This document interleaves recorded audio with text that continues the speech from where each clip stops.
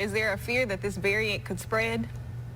Most definitely. And the bottom line is the more we travel, the more we're exposed to other people outside of our immediate area that we live in every day. But as I said before, vaccination is key.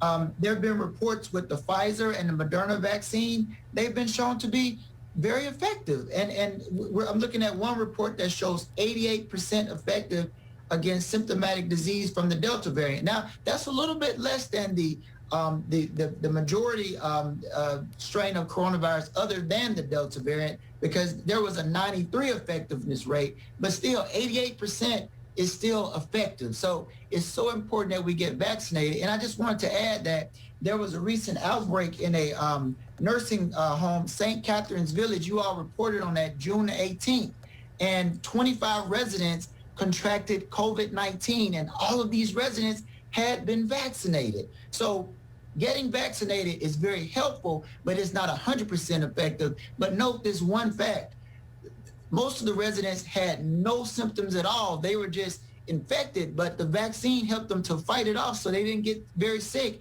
And the others just had mild to moderate symptoms. So vaccines are effective, and we need to get vaccinated. You know, talking about vaccinations, we're trying to get the adults vaccinated now, but children under 12 are still not eligible for the vaccine. So what do you recommend we do when it comes to children?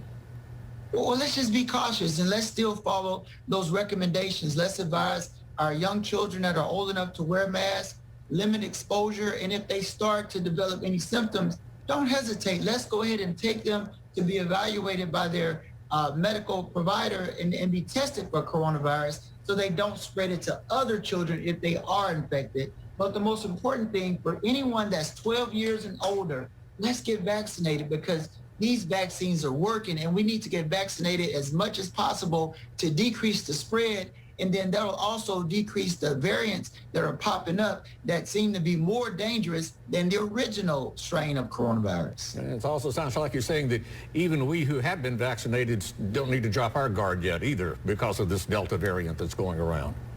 That is correct, but just note that the vaccines, if you do contract coronavirus and you've been vaccinated, you have a much better chance of having a better course of coronavirus, meaning that you're less likely to get sick. You might have mild to moderate symptoms, but your body now has those defense mechanisms so it can fight it off, and you can tell coronavirus to go take a hike, and you can recover and live. Good deal.